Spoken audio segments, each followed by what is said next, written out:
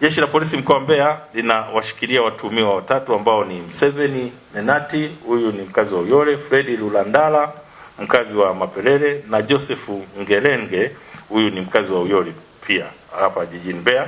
Hawa wanatuhumiwa kwa tuhuma za kusafirisha dawa za kulevya aina ya bangi yenye uzito wa kilo 168. Watuhumiwa walikamatwa tarehe 21 mwezi wa kwanza mwaka 2006 baada ya kuingia katika stendi kuu ya mabasi jijini Mbeya wakiwa kwenye bajaji yenye namba za usajili MC 550 EWN aina ya TVS Kings, wakiwa na dawa hizo za kulevya zikiwa kwenye mabegi 8 ya nguo, wakiwa wamepaki wakitaka sasa kusafirisha kuelekea mkoani Arusha.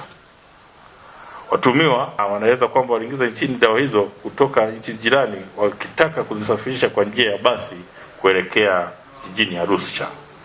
Upelelezi unakamilishwa na hatua zaidi za kisheria zinaandaliwa sasa, zinakamilishwa ili waweze kuchukuliwa hatua zaidi. Jeshi la Polisi mkoa wa Mbeya linawashikilia watuhumiwa watatu ambao ni Ajili Mwapelele, mkazi wa Iganzo, Elvis Shabani, mkazi wa Igodima jijini Mbeya, na Victor Paulo, mkazi wa Igurusi wilaya ya Mbarali. Hawa wanashikiliwa kwa tuhuma za wizi wa pikipiki ya magurudumu matatu maarufu Guta yenye namba za usajili MC 495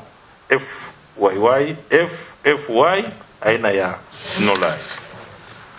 Watuhumiwa waliiba pikipiki tarehe 21 mwezi wa kwanza mwaka 2026 majira saa 9 za usiku huko katika kijiji cha Uhenga wilayani Wanging'ombe mkoa wa Njombe kwa mtu mmoja ambaye anaitwa Haruna Shomari Mahangire. Huyu ni mkazi wa kijiji cha Uhenga, na kisha walisafirisha bajaji hiyo au pikipiki hiyo hadi mkoani Mbeya kwa ajili ya kutafuta soko na kutaka kuiuza. Kwa hiyo kufuatia tukio hilo, Jeshi la Polisi mkoa wa Mbeya lilianza ufuatiliaji, na Januari tarehe 21 mwaka 2026 majira ya saa 5 za asubuhi huko Iganzo jijini Mbeya, Jeshi la Polisi waliweza kufanikiwa wakamata watuhumiwa hao wakiwa na mali hiyo ya wizi, na upelelezi sasa kufuatia tukio hili unakamilishwa ili hatua zaidi za kisheria ziweze kuchukuliwa dhidi ya hao watuhumiwa wote watatu. Tunavyowasiliana na Jeshi la Polisi Lembula, tayari tukawa tunaambiwa Guta inaelekea mkoa wa Mbeya.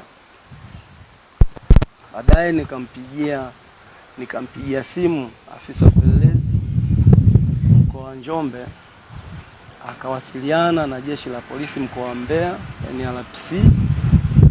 Kweli Jeshi la Polisi mkoa wa Mbeya wamefanya ushirikiano mkubwa kweli mpaka kuipata hiyo Guta, na washukuruni sana.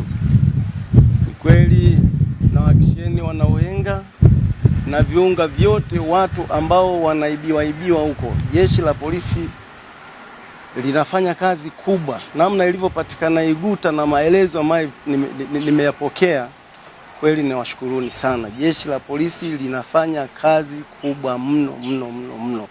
Nawashukuruni sana.